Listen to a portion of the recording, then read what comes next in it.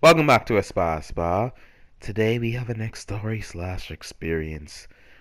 This experience was more of not. It was a crush, infatuation, if anything, with a girl. Let's call her. Thank God I was a pussy. I heard you turned into a Thot, and you got pregnant. That's a long name. Just let's just call it Emily. So Emily had a crush on Emily. So Emily, I don't know what it was. It was something about Emily's personality. She had flair. Long story short, she wasn't a girly girl. She had this flair to her that I liked. And I don't know, it was just a infatuation to be honest. A infatuation that lasted for years. So, many of my friends knew I had a crush on Emily. I was pretty much a coward, dumb dog. Emily was actually a very beautiful, pretty girl. And I was me, so you've heard me talk. It's clear I get nervous quite easily, and this is when I was extreme. This was when I was in primary school. So, young me was more than a coward. He was a worm. That that's the best way to explain myself. I was a worm, and now I'm a mighty butterfly. I turned to a completely different species. A worm that turned into a butterfly. Okay, that is my story. Anyway. I've had to record this over because my mom interrupted me, and I'm kind of happy she did because I was so nervous in the first recording that I kept saying anyway repeatedly because I tend to repeat certain words when I'm actually nervous. Even though I'm just talking on, just talking over a game or voicing over a commentary, I don't know, I get shy. Not shy, anxiety, because my brain races and I think about many other things. And the funny thing is, in reality, physically, I only care about the opinions of my friends. Strangers can judge me as much as they want. I know I'm a confusing person normally. Back to the story, Emily. So almost everybody knew I like Emily. Reason for that is quite simple.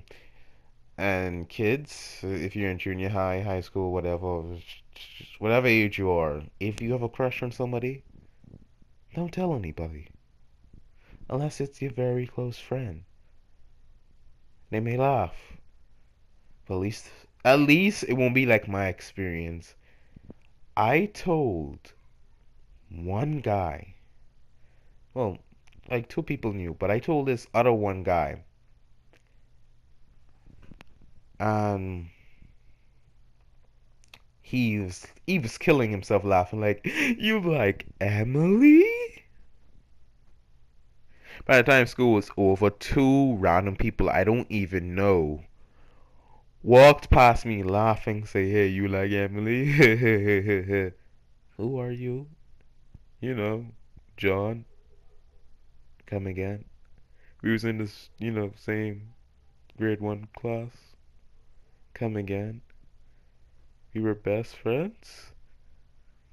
You lost me.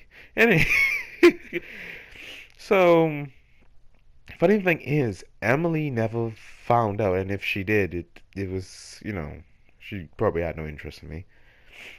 Then again, it was primary school. We were kids, literally like very young. Now I think about it, like I legit have zero care. I have zero care. And now that I mention it, I think I have some form of speech anxiety. I don't Yeah, I don't really care what people think about me. I have, a bit of pride. I can wear what I want. You can judge me, but when it comes to speaking, now that's a whole different story. I feel as if I may say something stupid to feel like an idiot. Yeah, I think that's my issue. But I had other anxieties as I was growing up. So I like Emily, and one of my friends knew this, and we shall name him the backstabbing bastard. So my school does this whole, well, many schools from where I'm from, which is the Bahamas, which I've said many times. Well, I come from a specific island in the Bahamas, but I'm not getting to that right now. So we have this thing called Fun Day. Fun Day is this, little event they do for the students. And the students come in their own clothes, because most of the schools from where I'm from, we have uniforms. So most of the schools do this Fun Day where we get to wear our own clothes, and they stage events. Like, they bring certain things like a pony. Yes, a real horse, and you get to ride it. They bring cake, brownies, a bouncing castle. This is primary school, so of course it sounds childish. And funny thing is, this was the best ever. I really enjoyed. I really enjoyed my days in primary school. Junior high is hell, and high school is 50-50. So, well, then again, you had to pay for all these things. It's not like it was, we love you to the point where we'll give you this all for free. You are such great students. I wish. I could only wish. So, anyway, Backstabbing Master takes Emily. They spend a lot of time with each other on this fun day that we had in grade 5. And I think Backstabbing, let's just call him Nate. So, Nate, oh, I'm not even going to tell you why I said why, but so Nate, I'll tell you in the end. So, Nate works. Nate was older than me, way older. I think he was like 14 or 15. At this time, I was like 11 or 12. This is the 5th grade. I'm actually unsure if that number I just gave you is even correct. Don't care. Most likely is, but I ain't sure. So he has a lot of money. He takes out to all the things they have. Does this scheme, wins a prize, give it to Emily. Bam, stole her heart. And I think he just, I don't know what it was. They didn't even last long. It's primary school. I didn't expect them to last long, but he gave me a look, like a taunting look, like yeah. And it was such an awkward situation because after they broke up, I still had a crush on her. My crush did not die until years later. So junior high comes along. I still have a crush on this girl, and it was depressing. Honestly, when you look back on certain things, it gets sad.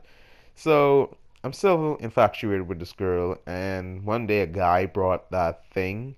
You know the little board thing you would ask questions, and it tells you. It doesn't. It's not accurate, but it'd be like, yes, possibly.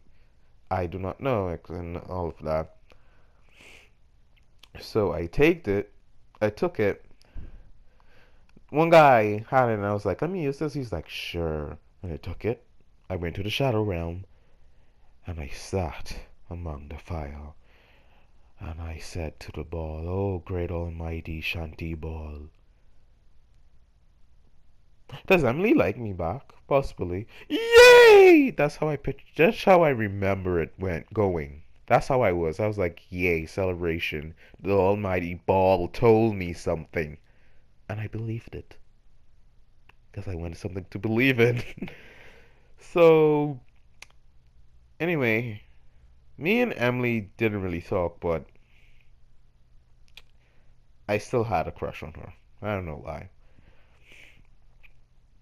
So this guy, let's call him, he's actually cool. Let's call him Dazan. So Dazan is my art partner. Not really, he was my art friend because out of art class, me and him never really spoke. Me and Zan never really spoke. But he was really good in art though. I was quite average to be honest. And he ends up dating her. And it wasn't really awkward because thank Lord, but my crush it wasn't as bad. Plus, like I said, I hadn't talked to Emily like that for a while, so my infatuation was dying down. Anyways, so Xander eventually stops talking to her, and I got curious, and I was like, yo, dude, what happened to you and Emily? Oh, she's a thought. The conversation didn't directly go that way, but it went like this in reality. What happened to you and Emily? Oh, we broke up. Oh, why? She started saying she wanted older dudes and guy, and I messed it up. This is not word for word, but she started messing with older guys, man. And guess what? I heard she's dating this guy out of school. He's, I think my dog is joking. Yeah, but this, I'll deal with that later. So, where was I? Oh yeah, I hear she's messing with this older guy, and he's giving her money and stuff. And like 2 months later, somehow we got back on that topic of her. My dog is clawing at my door. I think I need help. Anyway, and he tells me he's hearing tales that she's pregnant, and it was like, wow, life goes in funny ways. And now I'm gonna check if my dog is still functioning, because I actually love my dog. Farewell, Dimples. You alive?